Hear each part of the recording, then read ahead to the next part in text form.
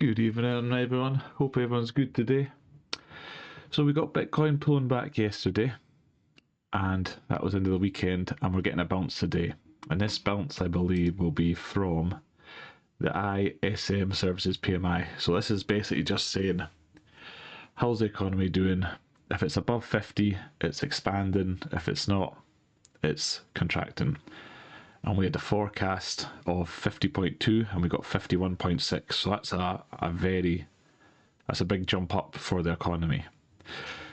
Now, this week we've got lots of things happening for the across the pond American side of things. So you look at these reds, these are basically things that can greatly affect price of stocks and crypto and that.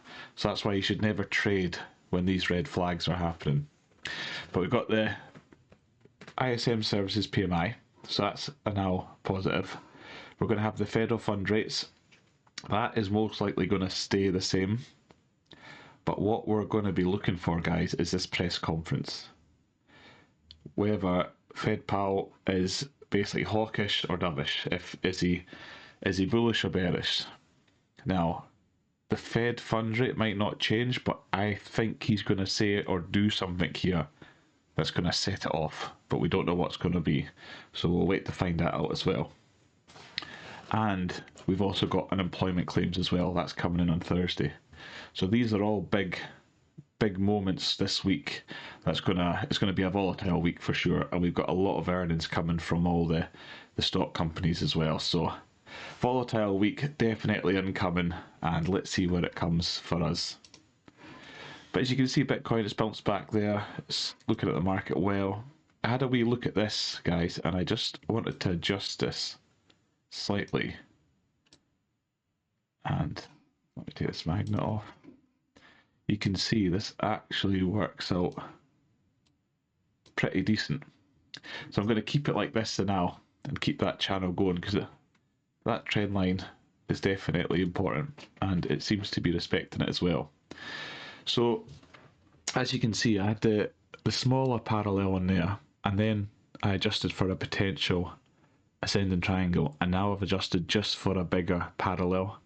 And it's important when doing TA is just to keep your eye if things progress into different patterns, because sometimes they do change into different patterns, and if you don't adjust them or double check on them, then you might get caught out and you might miss out. So I'm just adjusting this now and see how it affects. But right now it looks like this breakout and retest and move on isn't in play.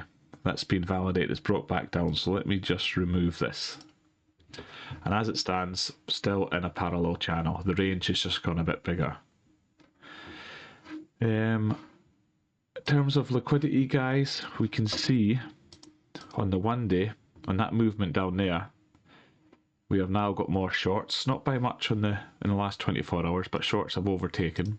But if you look at the 7 day, now you look at 1.8 billion shorts to 1.2.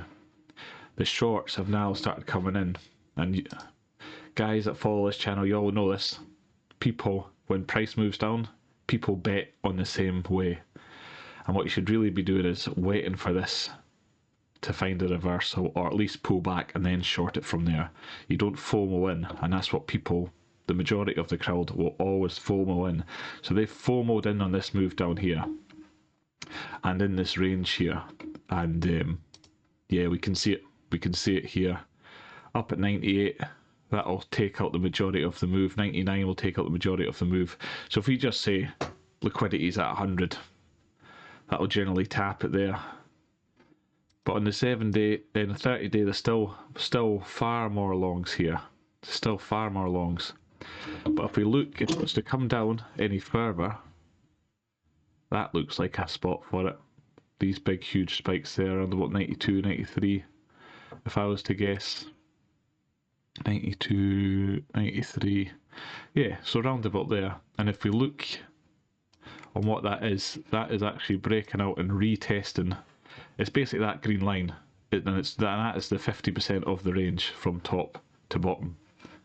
Now, if it was to come down there and retest it, that would also be retesting the bull market support. And it'll also be testing the EMA ribbon as well. So that is a retest of the 50%, the bull market support, and the EMA ribbon there as well. So if it does come down any further, it's going to come into absolutely rock solid support there. And maybe a wick down and off. What tends to happen on these FOMC meetings is when these FOMC meetings come, price tends to either just range until it happens, which if it carries on ranging from here, it would not surprise me, or it tends to do like a dump into it if it's going to move up, and then it moves off. It almost fakes everyone out with this dump and then it shoots off. If I was seeing this price movement, if I was seeing this rocketing up right now into this FOMC on Wednesday in 2 days' time, then I would be a bit nervous that basically they're going to push price up for it just to dump it. Because we're at the bottom of the range now, yeah, still kind of confident. It's like price is moving down, bottom of the range, FOMC comes. Like I said, I don't think the interest rate's going to do anything. It's going to be whatever Fed Chair Powell says. It's what he's going to say in the press conference is going to do it.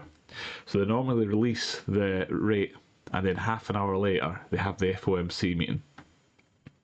And I tend to watch, I'll give him, he's obviously a bigger YouTube channel there, but Tom Crown, he's the guy that normally does the FOMC meetings. He's the one that started it, and I just tend to throw it on myself, and it's always a good watch, so it's worth us jumping in and watch him.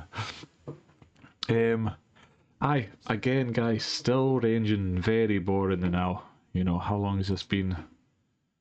It burst out and then it's been 13 days, so almost 2 weeks of pretty much nothing. So hopefully we'll get some volatility back in the market and see this start to shoot up, because I am expecting this to move off this week upwards. But I'll be back again tomorrow, so hope you've enjoyed your weekend, and if you're in the UK, enjoyed your bank holiday today, and I'll speak to you again tomorrow. Cheers.